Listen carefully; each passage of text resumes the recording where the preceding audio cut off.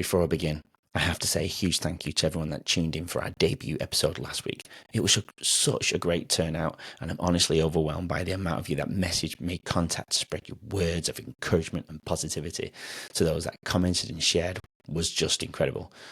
Jake's story is just as incredible, and to be admired as well as to be inspired by. I'm honoured to have an episode 2, and my guest today is a drummer from a popular music era of my home city of Manchester in England. Don Johnson is a drummer from a well-known band called A Certain Ratio, also known as ACR. ACR is one of the 3 bands that was managed by a popular music manager and TV presenter from back in the day called Tony Wilson. His other well-known bands are Happy Mondays and New Order.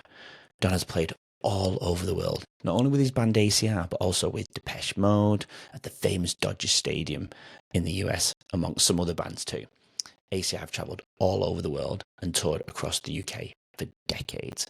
Our chat is such a good feel story, and Don is one of the nicest and humble guys I've ever met. Funny thing is, I didn't even know he was a drummer for his band for probably around 10 or so years into our friendship. Just Don all over. Anyway, Don has always been like a best friend and a brother to me, from not just in the game of basketball where we met, but also in my personal life too. He's always had my back. You will get some great life lessons from this chat today, and like me, can all take a lot from it. Anyway, side note, this was my first recording ever. So I was a rookie using the studio in which I record my guests. So there's a few cuts here and there in the edits due to my internet connection not being the great for podcast uploads, which I've since upgraded. My apologies if you do notice. Anyway, you also can't see the images that I made and put up for my guests because the recording was a bit too low. But I wanted to share and show you. I wanted to share this today because I wanted to show you my growth as I move forward with the production of the podcast. Anyway, enjoy the best trailer ever of me walking down a beautiful spot just 10 minutes away from my house. Anyway, see you in a few minutes and enjoy the show. Welcome to Leading Our Own Way. I'm your host, Andrew White, and this is the podcast that unveils captivating narratives of resilience and personal triumph. This podcast is for anyone seeking inspiration and insights on overcoming life's challenges. Follow and subscribe, and then we can lead together forever.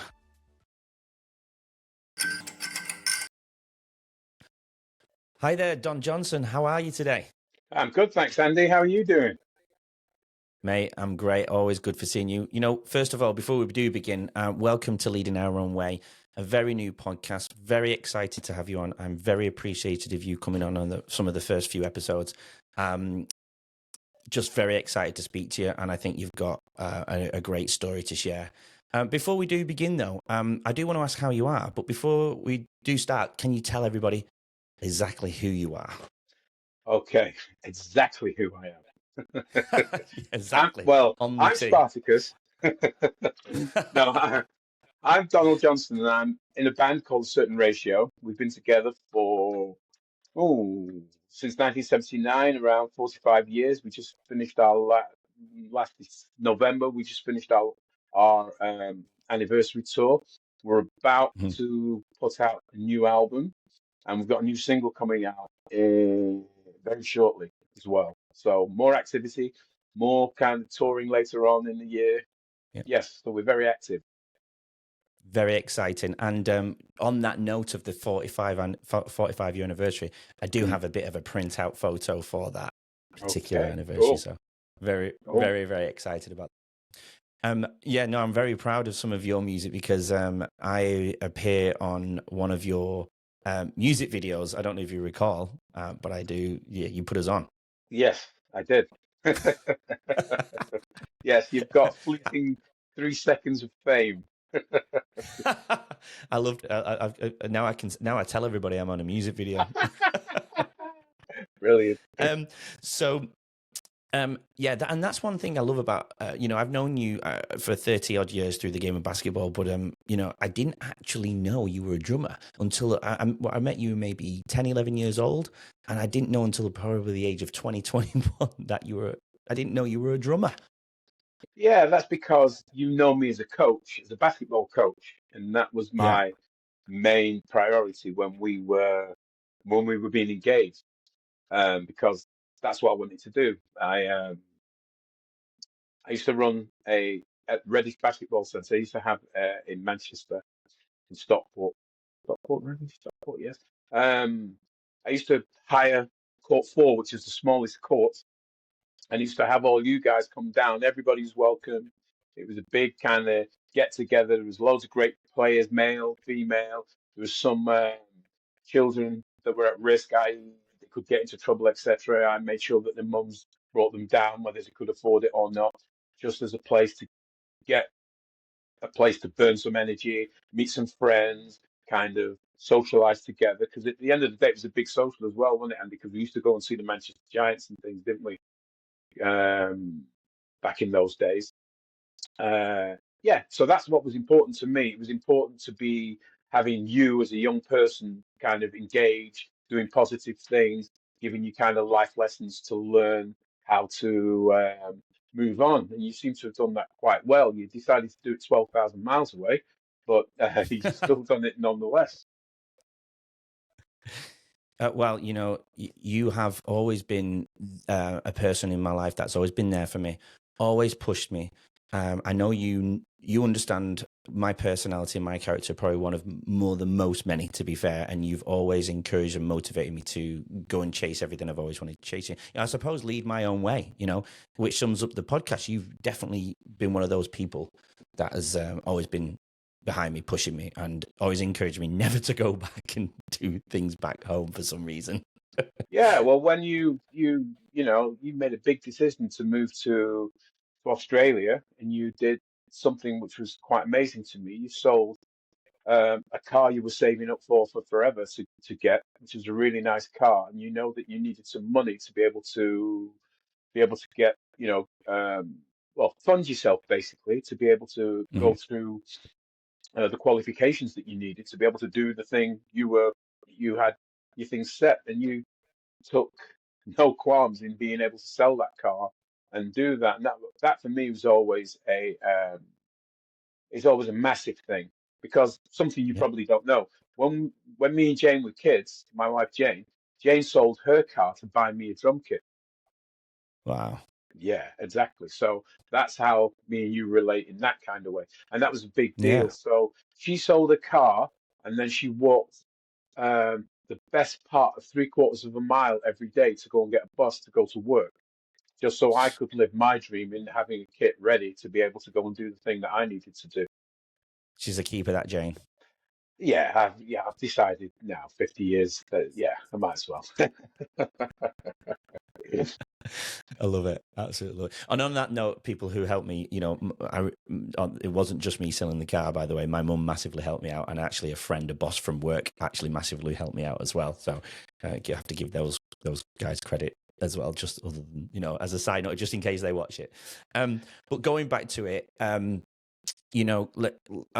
we are new to the Leading Our Own Way podcast, and people don't really know the structure, and I probably won't have to do this eventually, but I just want the layout of the podcast is that we're going to start. I want the viewers to know exactly where you are at the moment in your life, mentally, emotionally, and so on, and then we're going to kind of travel back in time to your childhood and where it all began, and I suppose meeting back to the title, how you led your own way, because you are one of the most positive people I've ever come across, yet so consistent. But I'm sure there's something there that help you've got drive and that motivation, and that you've got charisma. You've always been one of those guys walking around the basketball center with that charisma. I mean, look how cool you are with that photo right there. I mean, that is one of my favorite photos of you, and I had to get it in there. And I think that's going to be the front cover for this episode, because that is a bloody cool photo. Thank you. Look at that. It's took by a friend of mine Stop called looking Paul at it all Douglas. day. It's been brilliant. I just couldn't wait to show that off. Anyway, so let's go back to it. Don, how are you today? Like, how are you today in life? What's going on? I'm good, Andy, as I always am. I'm good because I know a lot of things about a certain ratio that you guys don't know are happening yet, and there's lots of great things going on.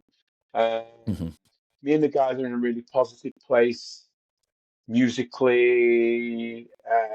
Like we've always been, kind of pushing the envelope, pushing the barriers that we have. So that's quite good.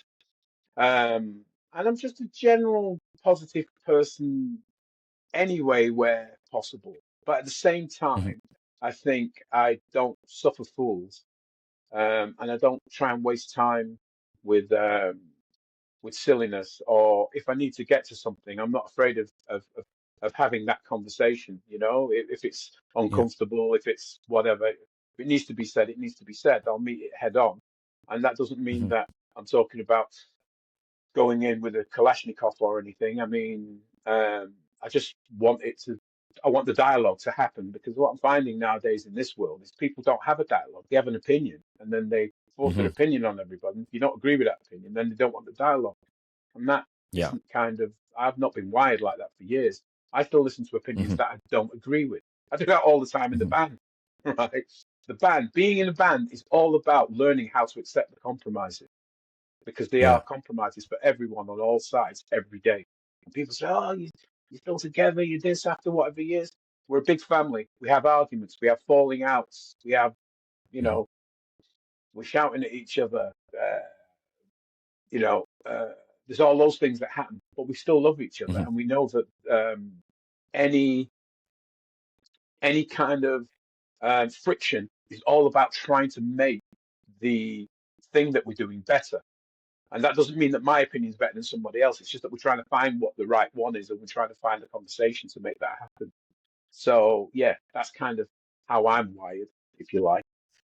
Do you think it's harder to lead your own way nowadays with maybe the younger generations then? I mean, I know the people in your band are your generation and they're your age, but do you think it's harder for people to lead their own way now then, based on what you just said? I think what they've got, which is brilliant, is they've got more choices than I used to have, to Hmm. get of different avenues to be able to put ideas and receive ideas and put things out there. But at the same Hmm. time, that can be used for negativity as well.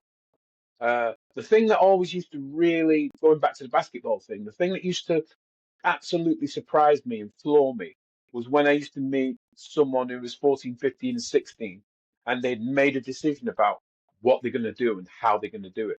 I used to find that Hmm. phenomenal, because I Yeah. can remember at 16, I didn't really have that. I was still fooling about with music and different kinds of things. And at 16, I had to go and earn some money to you know, make my life a little bit easier than not having any money, you know. So there was that, Mm. and that was a different time and a different era.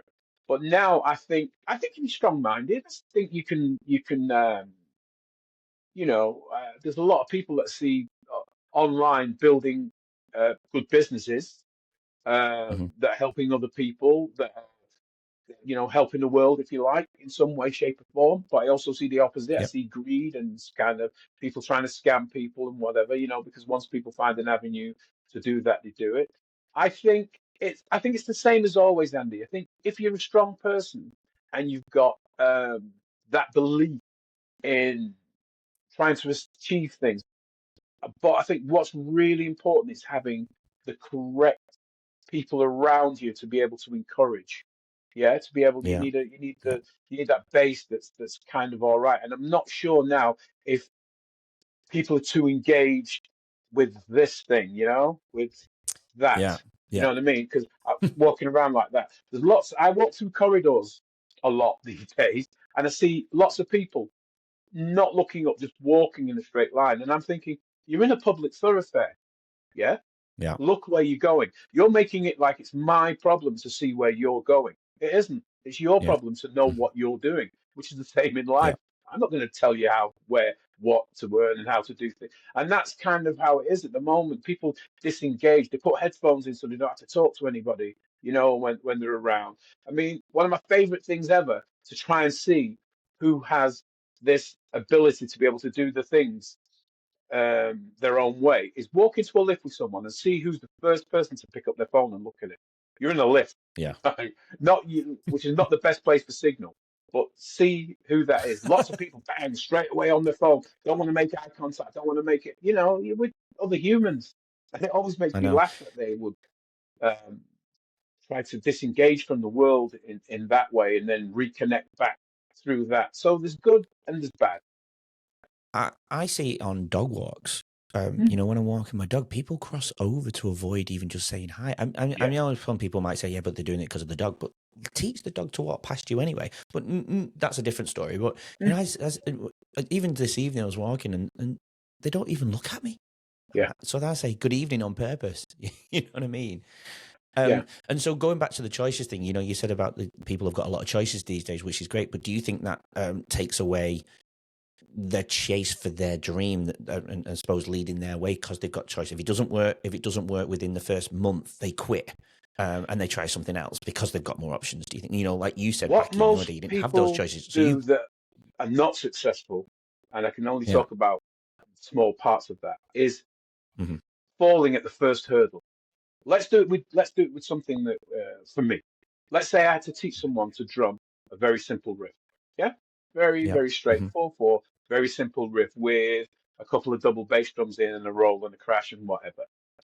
Hmm. Some people are of the ilk where if I haven't nailed it in the first 8 seconds of trying it, I'm never going to do it. Right? Yeah. But my whole thing is one day I'm going to do that. I don't know what the day is, but I'm going to do that. And Yeah. that's the difference sometimes. What the thing about choices now is that everybody's got instantaneous choice. You want an Uber? Your phone, you got an Uber. You want Deliveroo. Deliveroo will do Yeah. anything to you. So now people wait for anything. A lot of the times people actually don't wait for anything. The amount of people probably watching this that stopped at a traffic light, the lights changed, and 18 nanoseconds before they can put their foot on the accelerator, they've got, Oh, you know, kills me here too. Yeah. like to Yeah. move. And it's like, well, hold on, I'm in this seat, you're in that seat. Just wait a second until something happens. And that's my thing about people not being able to wait. Well, that doesn't throw me because I just continue my day the same. I'm like, you're going to have to learn to live in the world with me, like I have to live in the Hmm. world with you. So I'm not going to. It's like sometimes I'm in a car and see people getting flustered, and I'm going, you're in the driving seat here. No, they can't drive through you or around you or into you. So you control yourself in the same way. Don't lose focus. And that's what I think that happens with a lot of people. Because there's so many choices, it's very easy to lose focus. And when you fall at the first hurdle, some people don't get up. It's those people that keep Hmm. getting up, keep going and doing it, keep going through it. And I suppose that maybe comes from. I mean, you've got that certain mentality, and not everybody else does. But I think that must come from within somewhere of how you grew up. Like, Um, Yeah, I think you're correct, and I think where I see it most, or probably I'm in line with it most, is I see it through other people's family that came from other countries, that came in as hmm. immigrants. Yeah, Hmm. because that's what I am basically. My Hmm. family's from Jamaica. My mum and dad are from Yeah. Jamaica. So, but I'm born in England. Yeah. Um, so I've How seen the how long had struggle of they been come. in England? Oh, sorry, I think we got over then. Sorry, my apologies. Go on, carry on, Dom. Yeah, they've come from 7,000 miles away to come and make a life with other children in this country, and I've seen how difficult that was for them. Not as a child, because as a child, that your parents keep everything away from you and don't do that. I thought my childhood was wonderful. Everything was great. I didn't realize I didn't have anything. Do you know what I Yeah. mean? But I had plenty of Yeah. love, plenty of food, plenty of water, plenty of friends, all those things. I didn't have a helicopter pad or a sports car or the world's biggest record collection or anything like that. But I was still very happy.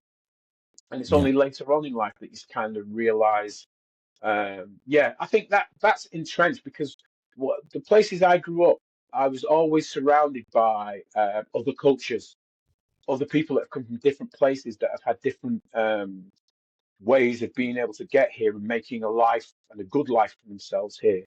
You know, you'll find a lot of the things that's found is that the Jamaican and the Irish community always link together. It's a Oh, right. very strong, yeah, yeah, very, very strong ties between the two. Absolutely strong ties between the two. Always have been. And with many other cultures as well, but I see that a lot with Irish and uh, Jamaican families. And maybe it's because of that old adage that was in England of, no Irish, no blacks, no dogs. Maybe that's where Hmm. the affinity of kind of coming together in some strange way did. And I grew up with a lot of Irish people that were great people to me. I learned a lot about their way of life in the same way they learned the same. way as our life. But the thing that we had in common was that our parents came from another land. And how long had they been in the in Manchester when you were born? How long had how long had they been there for? Oh, I don't know. They would have been. Let me see what my mum and dad was. So they would have been first generation, second generation. You know, but no, the Irish contingent might be longer actually. Yeah, Hmm. their families would have been in the UK, in and around the UK for quite a while in different places. Yeah, you know, whereas Yeah. my mum, I think, was first or second wave of that immigration policy back in the you know the mid 50s kind of thing. So for those who don't know Manchester very well, whereabouts in Manchester did you grow up? Oh, right, okay. I originated somewhere around Ardwick in Manchester, and moved to Levens uh, later on, and then I moved to Yep. Withensmere, and those are What my. was it? Sorry. What was it like in Withershore growing up for you then? You went to what age was you prime when you went to Withenshaw? I came here when I was still in primary school. Hmm. Yeah, I say here. I came to Wythenshawe when Yeah. I was in primary school. I know I've not been there for like, 60 years. Um, yeah, I came probably 66, 67, somewhere around there, Yeah. and moved there. And that's kind of, um, yeah, in and around when it was. It wasn't that easy then because at that point there was, I remember moving. And that was the first time from moving from Levenshulme to Wythenshawe. That's the first time I kind of started to see racism rear its head. Hmm. During that time, I had no concept of the word, what it was. I didn't know what an ism was. I didn't know that we were perceived as being different. Yeah, I had no concept Mm. of that because I went to Yeah. school with Hungarian kids, Greek kids, Italian kids. Even there was a Japanese kid that lived at the door of the road from me, whose name, funny enough, was Joey. He didn't have a very Japanese name. He called Joey, and I always remember calling for Joey, knocking on the door, and his parents bowing to me, which was like it was whew, just blew my Yeah. mind that amount of I don't know how old I was. Seeing someone give that much respect to me as just someone that knocks on the door, still to this day, as a grown adult, I find that amazing. But then you learn that that's part of Japanese culture. That's Yeah. how Well. you greet, um, Yeah. a low bow with your head still up, looking to everybody. So it's little things like that. So yeah, I'm what am I, Andy? I'm 8, 9 years old, running around and learning that from other people. That sticks with you. Moved to Yeah. Withings, Definitely. um, and that's when I start seeing racism because, well, two kind of isms. One, I moved into a place where I was in a house facing a block of flats, and all the people that were in the flats wanted to live in the house. There was the envy, house envy. Yeah. Yeah. Um, so I had that to start with, and then it was the racism of black people getting a place above white people that should have that. That's how some people thought of it. To me, I just moved. I just Yeah. moved to a house. I didn't even want to move because I didn't want to leave my friends. Yeah. That was my big thing. I didn't want to leave my friend, but if I didn't, I'd never have met Jane. And you and all that. The next phase of your life goes on. You don't know that when you're a kid, but that's what Of course. kind of happens. So then that's when I start perceiving racism, and it kind of rears its head then. Um, so now you have to start being able to protect yourself. So, and protecting yourself in the sense of avoiding the conflict, yeah, not walking into Yeah. it, trying to avoid the conflict. Well, there was two things Yeah. that helped me there. One, as I was getting bigger, stronger, and faster, for some strange reason, racism started to disappear. Still haven't worked that one out yet. Stronger, faster, less tolerant. Hmm. Anyway, so that kind of went. And the weird thing was, all the people I was with, I never heard, all my guys that we played football with and did all those kind of things, and I never heard a derogatory statement from them. I never heard them be, racist towards anybody else or, anything like that. spoke wrong to females or any of those kind of things. It's weird because you're in like this little bubble of all these things, and then but there's other people. And to be fair, it was mainly adults that were like that.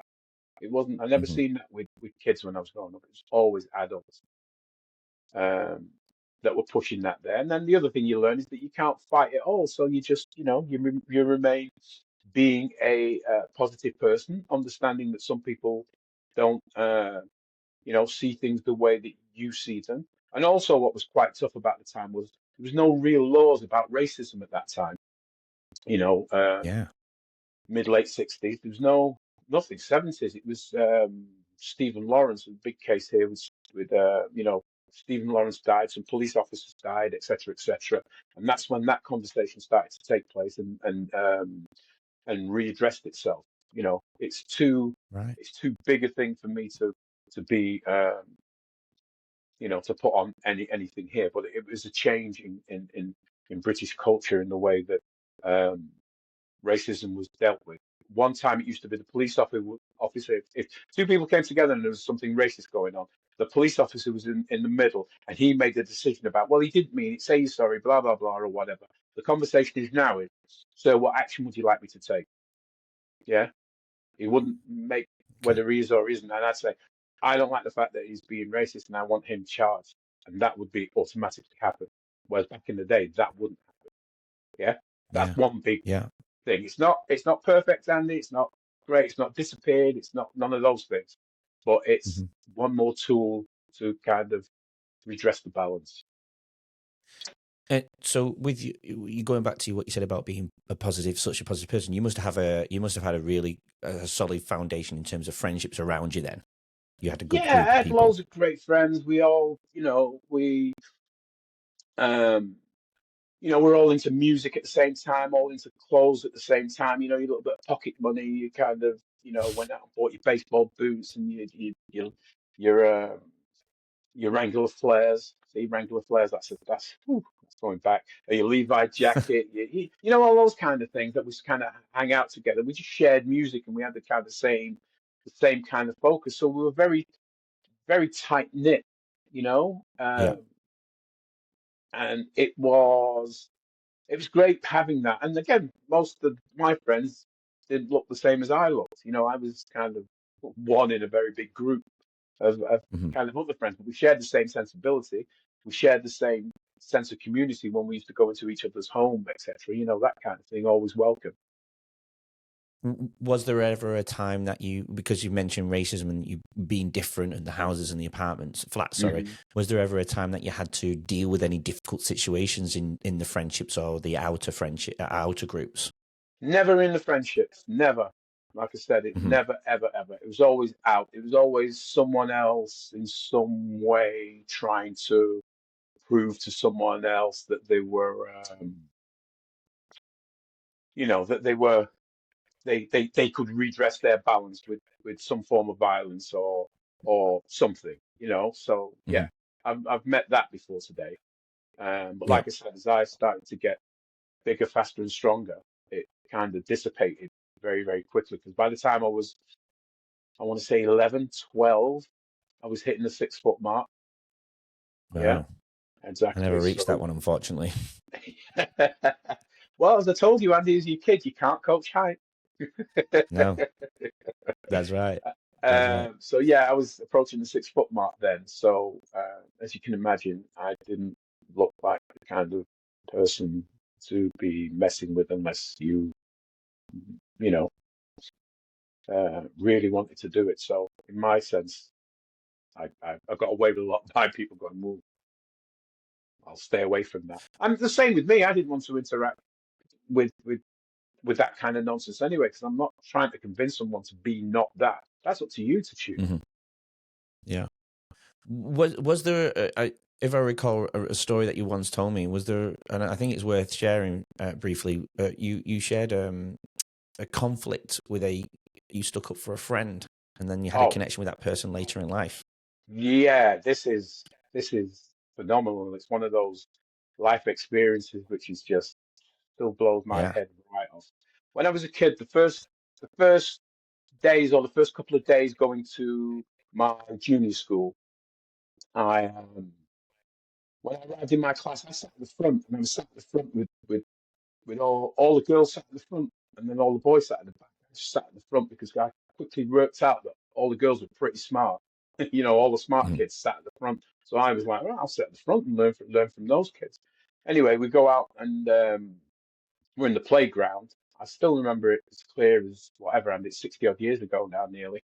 Um, and my friend Glynis was kind of being bullied, or was about to start to be bullied by someone else, simply because she was a girl and because she was a bit. I mean, you call them nerds now, don't you? Be someone who's focused on being able to do something, in Yeah. whatever Do it well. whatever And yeah. manner. Yeah, yeah.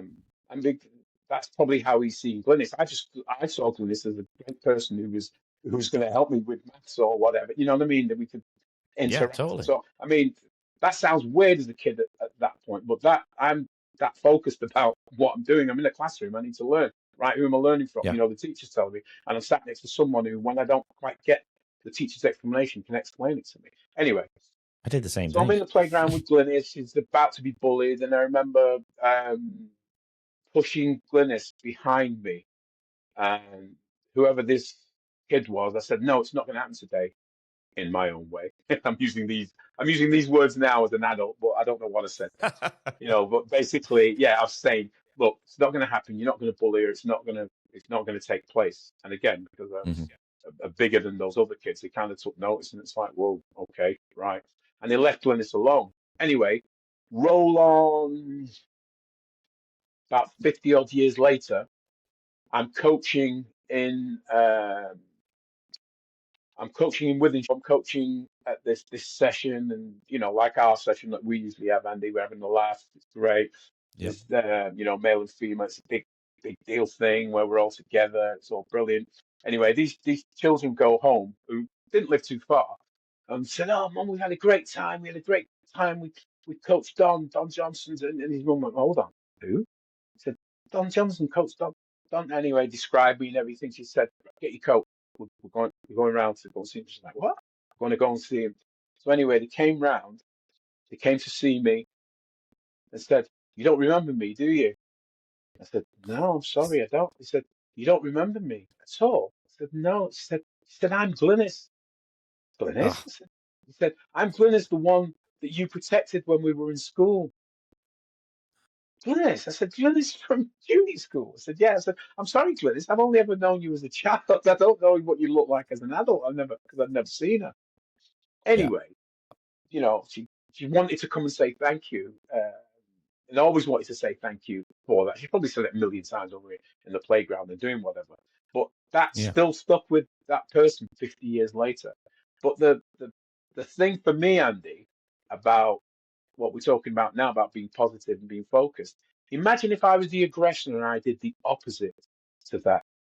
Imagine how that would have turned out in life for me, i.e., then coaching the children, and then her coming back, and she could have come back and said the opposite. You bullied me. You never made me feel, that kind of thing, because she knew who it was, and she was an adult that had confidence to come and do that. But it was the opposite.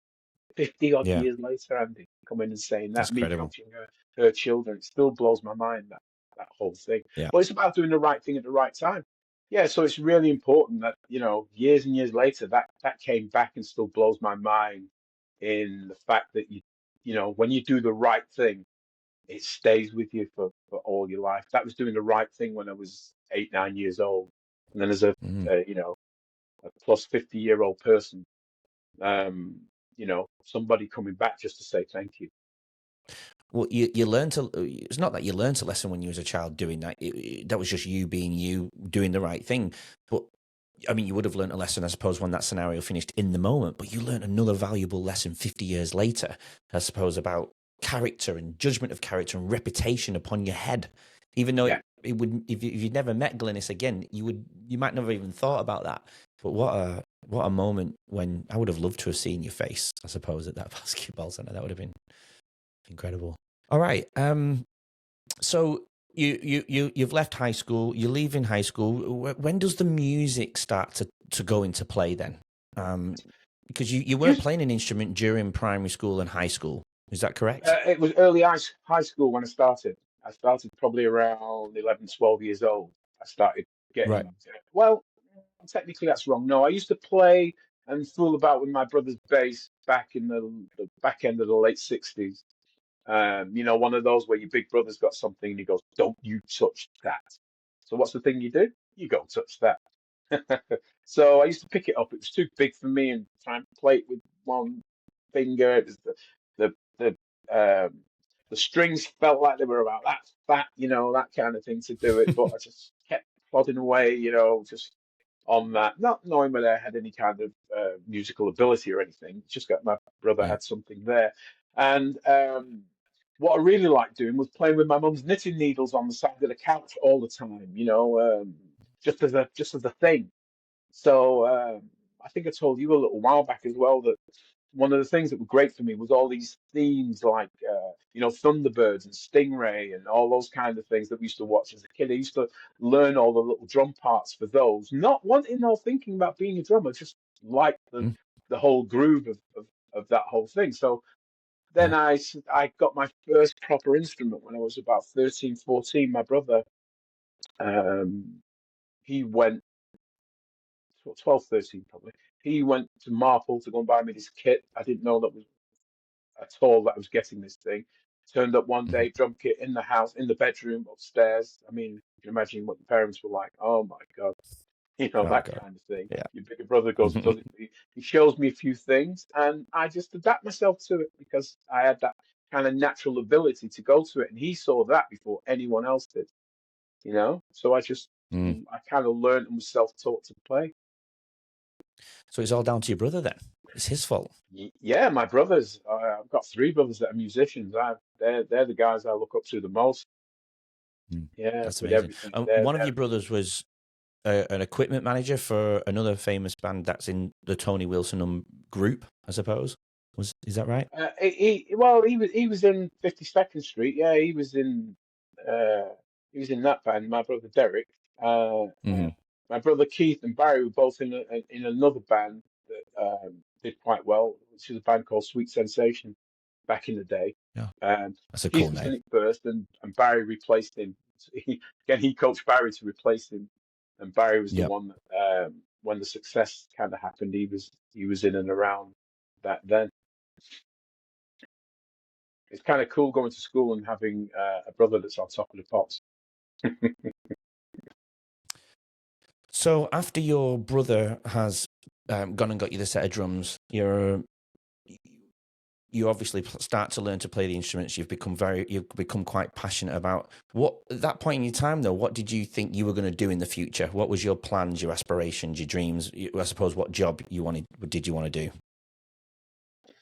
At that point, I wasn't really focused on a job. I wasn't even focused on really being a musician because I didn't know you could really, I saw musicians do very well, but I never thought that I could be one of those type guys. Yeah. Um, but what I did realize quite quickly is that if I'm going to do it, I'm going to have to do it well. To Hmm. be, if I'm going to stand out or be different to something, I'm going to have to work on a USP very quickly that Yeah. works with me. And I found that, and it was very simple. It was just studying grooves and studying, playing and messing about with time signatures and just being totally, kind of on it. I wasn't one of those guys that did drum solos and flash moves with sticks and well, any of that kind of thing. Pretty much like playing basketball. I can't do tricks. I can shoot. I can dribble. I can score. I can play defense, but I can't do I don't know. I can't spin the ball on my finger or anything. That kind of thing. Because it Well, doesn't mean anything. the I used to best of always them, focus on, the basics. yeah, do those and do those well. What And that's what Michael Jordan I adhered practiced his to. dribbling, didn't he? Practiced his 2-footers, every day. Steph Curry Yeah, practiced just inside the basket before he heads out. yeah. And that's what I did every single day. I played, played, played, and I just kept playing. Then I got up to a stage where I was playing for 8 hours a day, and I continually um, just kind of made that work. And then I was getting into different records, different kinds of things that are a little more complicated. being able to study and decipher them. Now, remember, there's no YouTube, there's no internet, there's none of those kind of things. All you've got is your ears, your ears and your imagination, and you had to listen to a record and try and work out how that was being played by um, that individual, which was great actually because it just meant that you were totally focused. And that you had no visual distraction to take away from that. You were just looking at a record Yeah. sleeve and listening to what was going on and getting in the moment of doing it. And I Yeah. kind of like that, and I can do that. That set me up for life really because I can do that anytime, anywhere with anything. I'm able to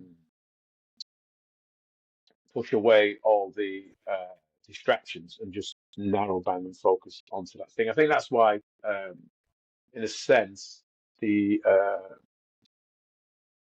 coaching. When you said you didn't know that I played drums, it's because I made a focus on that wasn't important. I That's think I right. said this already, but you were what was important when you were in the room with me. You doing the thing and teaching guys like you to be, you know, um, good adults and good athletes. Because you had a lot of ability to be a good athlete. Well, that's just I being mean, you present, ended up isn't it? doing it. Yeah, but it's also recognizing it, isn't it? I mean, when you were first Totally. playing and doing what you were doing, I was always the one, like you said, that was pushing you in other things because I knew I was giving you life skills. And you're a parent, you've got two children yourself, you've got a gorgeous wife, you've got a brilliant house, and you've got a great career, and you're trying this now, and you've got really good friends, and you've kept in touch with your friends, and you're still pretty close and quite important to those people. I know you're quite important to me in terms of our friendship and everything. Because we're big distances away, we make efforts to keep in touch all the time, even if it's just for literally 30 or 40 seconds, just to say, hi, how you doing? Everything good? Yeah, okay, I'm on my way to basketball, which you've done I don't know how many times because you're still playing and I'm not because I'm the older guy, remember? And you just do that just to say hi when you're in the car, whether you're on the side of the court, when you just, bought something to eat and coming down, but you've got that that that that thing about contacting. But that's really important, Andy, because that shows how you like to give to uh, other people and your friendship, and that kind of I think is helping with this leadership role that you're kind of doing now. You've got a good positive focus. I can see by the number of books and different things that I know you read. I know if anyone's interested, you should look at what Andy's got in the background and check out what that gives you a little insight into what goes into his brain. Well, I just wanted to. I suppose I just wanted to go deeper in, I suppose the self, in order to and get myself the most present I've ever been, in order to focus on what my passion is, and my passion is connection and being around people and spreading. And this is the purpose of leading our own way, right? Was sharing stories for people who have led their own way, and I think we need that right now. We need more positivity in the world, and this is the modern way of doing it. I suppose I've always been a talker. I've always reached out, and I think this is just the next level of way of doing it. And what a better way to start is to get the people I've always known and connected with who have got great stories to share. And I've always Well, admired yeah, your I mean, story. it is quite nice, and for me, it's our norm because we've grown up like this all the time. It's it might be difficult for other people to see us with this conversation, but your family Yeah, to me, it's not me talking to Andy. I know it yeah, looks like this on a podcast, but your family to me in the sense yeah, that yeah. um, Ditto. we've done loads of things together as a family as well. You came over last year. Mm, The first thing me and you did was make mm. sure that we had room and space for our families to come and kind of get I think I together stayed and at yours till catch like up. And 3 a.m. and 3 a.m. I stayed until yeah, 3, talking your ear off. I was like, get out, Andy. Sleep time. but that was cool because we know that you had a um, very busy schedule, and that was the one of the small times that we could kind of get involved, and we made sure we maxed it out, didn't we? But that's the whole Yeah, thing oh, we about certainly this did. leadership thing. It is about knowing how to give back to others, knowing how to empower others. That's the thing. It's no good.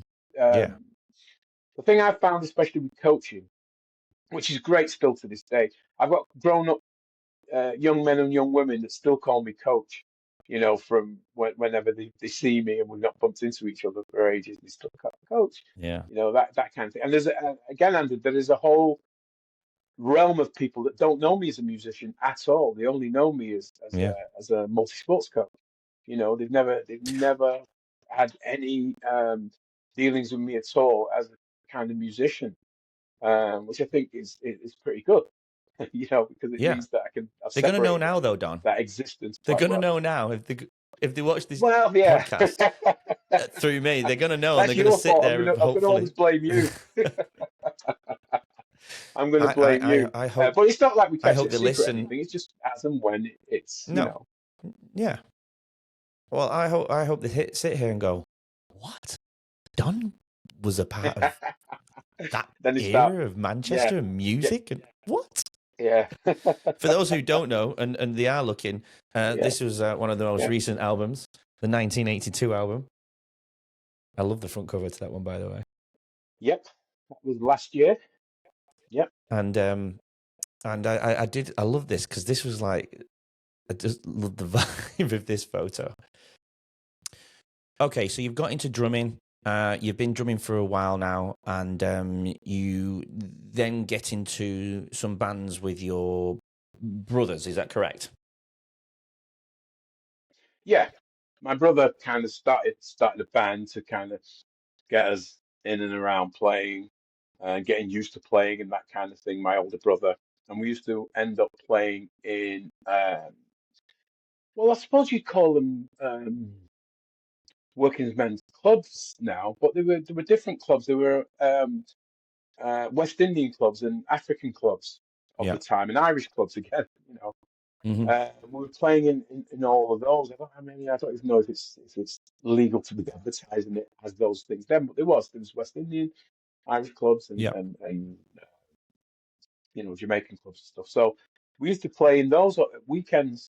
We used to, while still being at school and stuff, we used to have gigs where we played covers, and we were, it's a kind of place where you learn your chops. You learn to go do the thing that you were doing. So I went from knitting needles to sticks, playing a kit, and playing in small clubs at night. I don't think I was even old enough to be in those clubs when I think back now. I was, because I was sub 16. Yeah, that's amazing. And just playing, yeah. So, the connection with you made a friend who was in the industry already, and I love this story about you. Do you know which story I mean, Well, Don? yeah, I think I know where you. Yeah, I know where you're going. This is Rob Gretton, Robert Leo Gretton, Yeah. who is massive, massive, massive influence to me. He was a huge friend prior to Joy Division. He was Joy Division and New Order's manager before he passed. But I knew Rob when he was still working at an insurance organization. And I used to see Rob getting off the bus because I used to practice, believe it or not, in my friend's front garden. I Weird used to place to play practice. drums there. Not, oh, Andy, still to this day, it amazes me. No one paid any attention to me at all, making the racket I did. No neighbors complained, no nothing. They just got on with their everyday life, doing their shopping, picking the kids up from school, doing whatever they were doing. Anyway, Rob Gretton used to get off the 101 bus in front of the Red Rose, and he used to have to walk past my friend's house that I was practicing in the front garden to go down to his house. And he'd walk past and hear this drum noise, and he'd either walk up and go like this or like that. And if he did that, I'd do some kind of mad solo to say, "No, of course I can play. I know what I'm doing," that kind of thing. And we just became friends because of that. I used to hang out with Rob's sister as well and that kind of thing. And he became a very, very close friend. We used to hang out, even in the Joy Division days and whatever. He used to hang out at my house at Christmas. He used to come spend Christmas with me, Jane, my dad, my family, that kind of thing. Rob and his partner Leslie Gilbert used to come to the flat and just kind of hang out. Yeah. But then he became a big mentor for a certain ratio, and he was part of factory and everything. And as a friend, it was that weird thing where he kind of he was the one, I think, that put a certain ratio forward to Tony Wilson, Yep. prior to me. So Hmm. obviously I didn't know that. Yeah. Yeah. Again, one other weird way of meeting things. But I'm already friends with this guy way out, on that side of things. And then when it all comes to fruition and it all comes in and all the everything starts to link up again, it goes kind of mind blowing, Forming relationships Um, is everything. yeah. Opportunities, connection, everything, you know? Oh, yeah. But with Rob, it was always something that was kind of super special because I've known him when I was, you know, in my teens, so to speak. And when he passed, early 90s, it still kind of rocks you a bit. But Tony's not here anymore. Rob's not here anymore. But I can guarantee you the spirit and the energy and the things that they that they focused on, we've still got as a band in spades and as people. You know, Rob and Tony were always about, yeah, of course you can do it. Don't let anybody tell you you can't do it. You can do whatever you want. Mm, You can, within whatever scope, as long as you can think it, you can kind of do it. That kind of thing. yeah. And which is one of the things now, which when I see New Order being as big as they are now, I have seen them in a club with 20 people. Now you can go to a stadium and see them with 20,000 people. I know. And Yeah. that proves one big thing to me, that Rob was always right. Rob could see that. Rob knew that there was that the success was going to happen, and I'm kind of proud of them continuing with that that thing that Rob and all those guys, all of us, kind of cemented together, as a kind of brotherhood, and boom, they kicked on and moved on and are doing wonderful things. Oh, okay. So it's clearly obvious you've become the main drummer for ACR. Tell us a little bit about the journey of where ACR goes to now. Then, in terms of popularity in Manchester, touring, where did you guys end up going? Oh God, ACL has been one of those things that's been building all the time, from a few people coming to see us to having large sellout shows Yep. in London and Manchester and different parts of the UK. Mhm. Yeah, we've been all over the place, toured in all different places in the world. Not been to Australia yet. We're looking No. forward to that happening at some point. But Japan, a lot of Europe. We do a lot of work in Europe. All the different countries there: Spain, Portugal, Italy, Holland. Um, done lots of gigs in the US from Yeah. the early 80s on. Not so much in the 90s and whatever, but a lot in the 80s and stuff. But yeah, Hmm. we're known in sufficient um, quantities throughout the world. It'd be nice to be known a little bit more, which is why we keep working. Yeah. No, it's incredible. What would you say the biggest crowd is that you've ever had? Me Well, or a certain ratio. well, okay, we'll go with a certain ratio first. Um, Probably Glastonbury, early 80s. Oh wow, Play cool, to I don't know, 60, 70,000 people. nice, wow. Well, and for Then those who for me, don't know, it'd be with Glastonbury is one of the biggest festivals in the UK. For those who don't know what it is, by the way.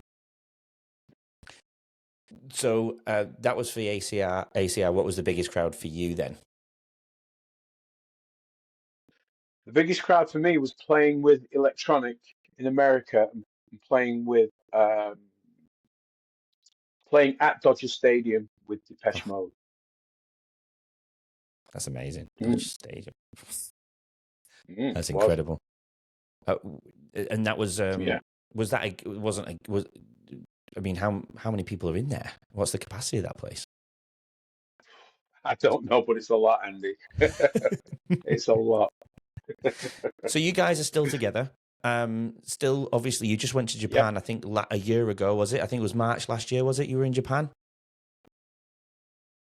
No, a couple of years. Was it 2 years It's ago? it's God, that's gone March quick. 4 years ago. 4 years ago now. Was it 4 years ago? 4 years ago. Yeah, yeah, Oh my God. yeah, Andy. Was it 4 years before ago. COVID? I thought it was after Yeah, yeah. COVID. It only it came up in my memories the other day. It even shocked me.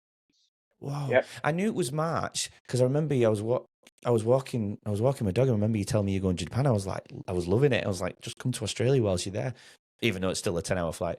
But Yeah. I thought that was more recent. Oh my God, time's flown. That's insane. So just going back to this picture, Don. This is the core of the band that have been together pretty much since the beginning. Is that correct? Yep. Me, Martin, and Jez. And you have different singers and different over the time. You've had different members come in and out of the band. Is that right? Is that how it works? I'm not really used to the structure of how it works, so just Yeah, there's different people. There's different people that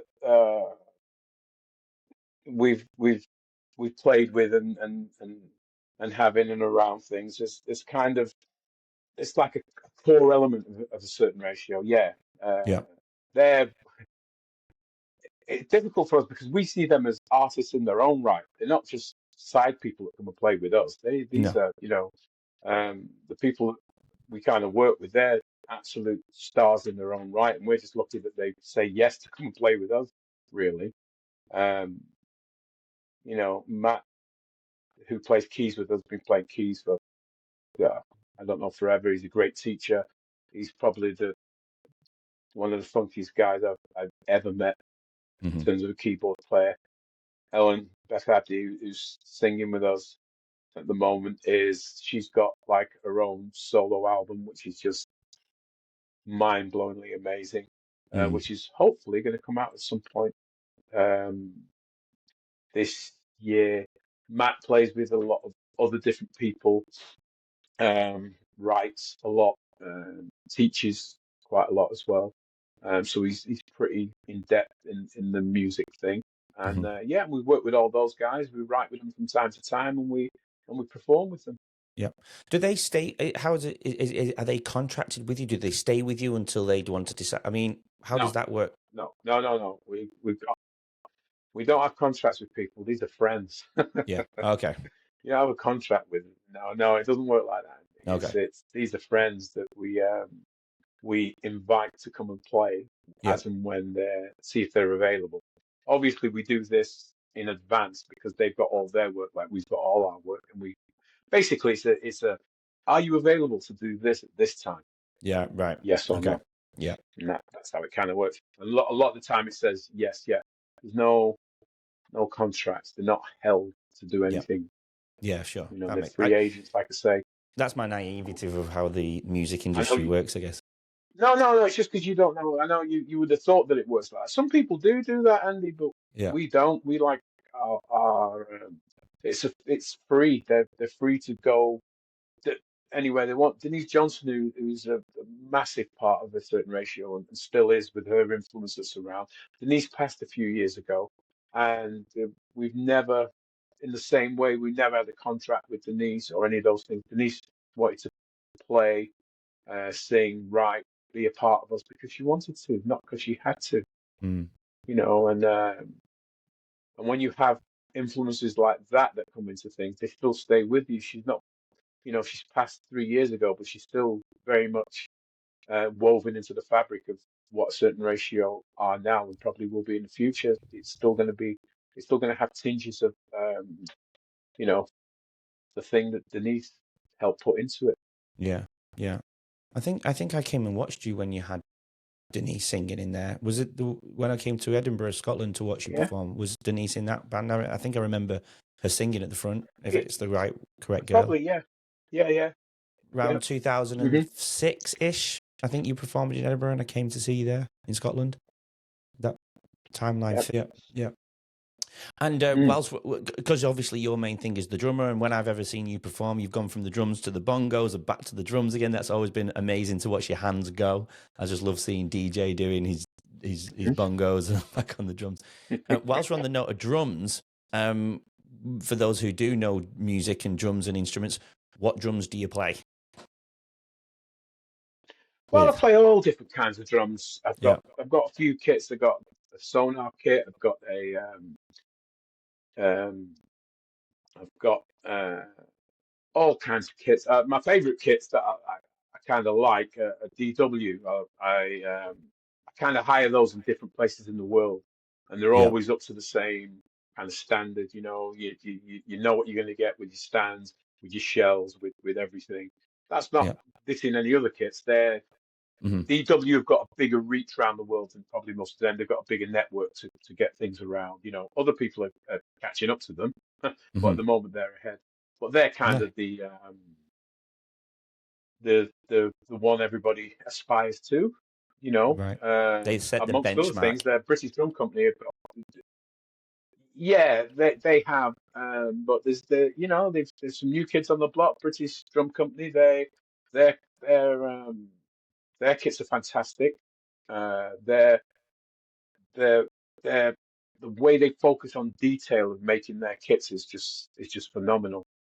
Yeah, nice. Um, how I went to the factory to see how they do what they do, and there's a certain method they have in um, making sure the the shell fits, and there's these I might be saying it in the wrong way, but there's a little way they do things, and you've got to hear this snap. And when it clicks, like almost clicking into place when they put it into the die to make it what it is. They showed me, and you got to listen to hear that. When they hear that, they know that it's right. It's small little details like that. They don't hear it. They're like, "Whoa, hold on, what's wrong with the shell? You know, Mm. they are Yeah. microscopic about their detail, but their shells sound phenomenal." Well, Don, like I said, I've always admired you, and I look at the world that I met you in the game of basketball, and how you were, you made your daughter, you made her, well, I can't say you made her, obviously, the passion and the encouragement that you gave your daughter, she made it into the basketball world, and that sums up your personality and your character and the drive that you had because you instilled that into her. Because I've never met her character and her drive again in life is phenomenal, with the ups and downs that I know she's been through, and her basketball career, going to Marquette University basketball to play basketball, and this place in St Mary's before she went to Marquette as well. And as she went and played pro basketball in Iceland, is just a little brief journey about your daughter's life as well, and the support that you gave her. Yeah, I mean, she decided that she wanted to do all this at 16. Mm. She was going to leave school and go to the US. She got herself a bursary to be able Hmm. to go. She was scouted when she was 15 Yeah, um, for the US. Before that, she was scouted to be part of the England setup. yeah, And then when they realized, because again, she's a tall girl, when they realized she wasn't the age, she went for I think it was I think she went to be in the 12s, but they wanted her to be in the 14s or the 16s, something. But wow. at that point, I don't think you were allowed Jump yeah. that, They knew she yeah. played at that. She played up like, yeah. You know about kids playing up. There's a lot of kids in the world that are good and they play up. She was one of those kids that played up. Hmm. Anyway, she went at 16. She made a decision that she wanted to go to the US, and that happened for her. She went to the US to go and play basketball in one um, really good colleges, Yeah, and she learned a lot of good life skills there. yeah, And she played with some great players. Learned a lot about how, to be yourself in life because we wasn't there then. So if you can imagine, our parents are mm, always they're across a pond. mm, She's having to get on with her life. She's 16 years old. Now, yeah, most people say, "Oh, she's 16. Why do you leave her at 16?" She had a maturity of someone that's 18 and 19 at 16. yeah, Yeah. hmm, I was never worried about security, any of those elements. The only thing I ever worried about was the fact that you could eat anything in the US. You know what I mean? yeah, Everything was there. I'm more worried about a dietary needs than a safety needs because I knew yeah, she's being looked after yeah, with the coach where she was, etc., etc. But yeah, we empowered her to do that.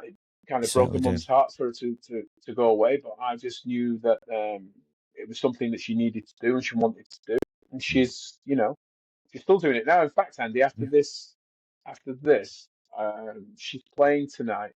Oh, nice. After the Giants, her Nice. games after the Giants. Yeah, Because she's tonight. So playing for the Manchester I'm gonna go and Giants. see her. She's playing for the Manchester Giants women's Yeah, WNBL yeah, team, yeah. She's right? playing for those. Yeah, the female team. Yeah, yeah, Amazing. yeah, Absolutely incredible. yeah. She's still playing now. She wants That's her kids to be able to see her play, I love that. which No, is nice. absolutely love that, and I love what she's Yeah, doing personally in her career as well. And I think she's set up a great yeah. little Well, business there. yeah. Yeah, Her whole thing is about empowering empowering women. yeah, She's that's her focus on kind of giving back. She's set up a thing where she can where people can come in. There's a group where they can talk around things. They can it's focused on fitness, but not fitness that we're going to take you to Olympic fitness. yeah. We're talking about just being healthy and being a normal shape, not being this model shape that Mm.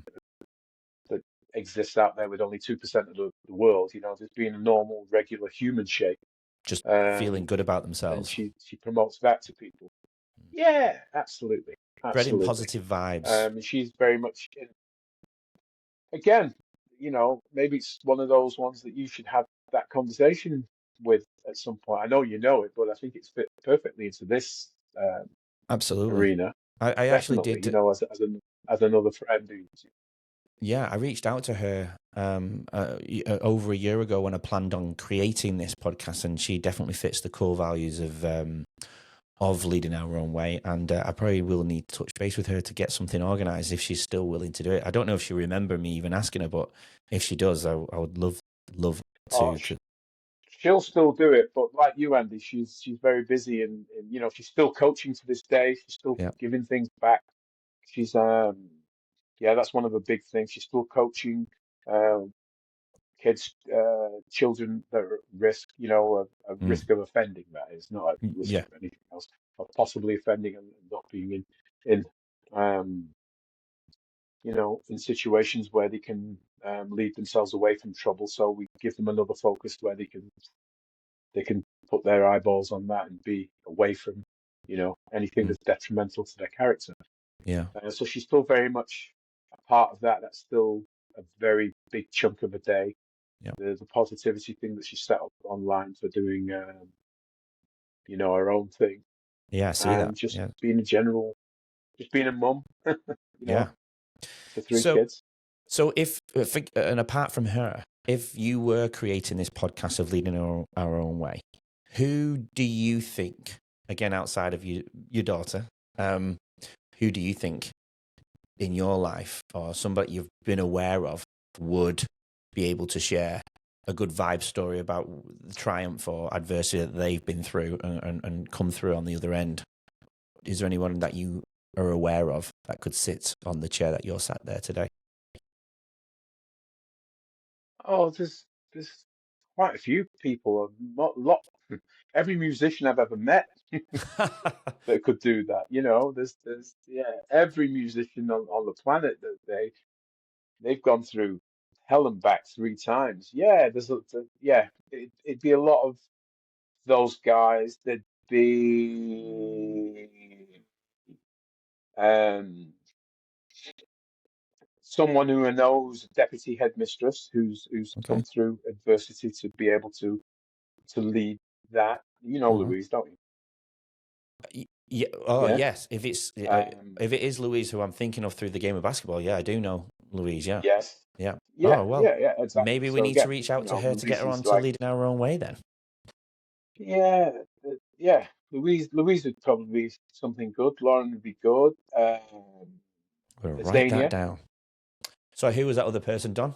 Who did you say then? Zania? Zania Stewart. Mm-hmm. And she played basketball, didn't she? Yeah, she'd be. Yeah, she's now a commentator on Sky. Oh, wow. She does the commentating on Sky. Yeah, Oh, for beautiful. basketball. Oh, well, you've given me quite a few there, Don. Excellent. Mm, Got 3 guests from you. yeah, Yeah, Well, there's more. oh, no, you know what? Give me some more off air and offline, and we'll line them up so I can build this podcast to be bigger than it currently. Make it bigger than reach. Spread the love and some spend some time speaking and sharing these stories from people who I just want to reach people who are either struggling or have come through it themselves, and just give hope and spread the love. And I think, Don, you fit into that perfectly. You're a positive person. You've probably played down some of the things you've been through in your life. If I'm honest, I don't know. Maybe you have, but I think I've always loved your story. I've always kept you close to me and my friendship and my heart. And even though we're so far away from one another, like you mentioned, we stay in touch. If you're on a bus or you're on a car and or you're walking in the house, you just send a quick text to see how we're all at. I love doing it, and I'm always. And you're coming to Australia next year, is that correct? Yes, I'm going to Finally. be coming. We're planning to come to Australia at the end of 24. Nice. Yeah, I'm so excited. Can't wait to see so you I'll be over able here. to see you in person. Lovely. Yeah, looking forward to it. Well, Don, I have to say thank you for appearing on Leading Our Own Way. It means the world to me, and I hope we can have some music people listening to your story, and the people who do know us finding something out about you that they didn't already know before. And yeah, so thanks again, Don. Be well, and you take care. You're welcome, Andy. Thank you for having me jibber jabber for a little while. I could It's talk. always good talking to you. I could talk much longer, to be fair, and but I'm probably going to limit this to probably around about an hour and a half. Well, Good. Don, have a great day, and we'll speak very, very soon. Thank you to everybody else who's been listening, and Okay. we'll look forward to the episode next week. Thanks for listening and watching Leading Our Own Way. So we can stay together forever and share more incredible journeys, please subscribe to the channel. That way you won't miss next week's episode and what that amazing guest has to offer to the world. Please support Leading Our Own Way, and we'll get you on next week's episode.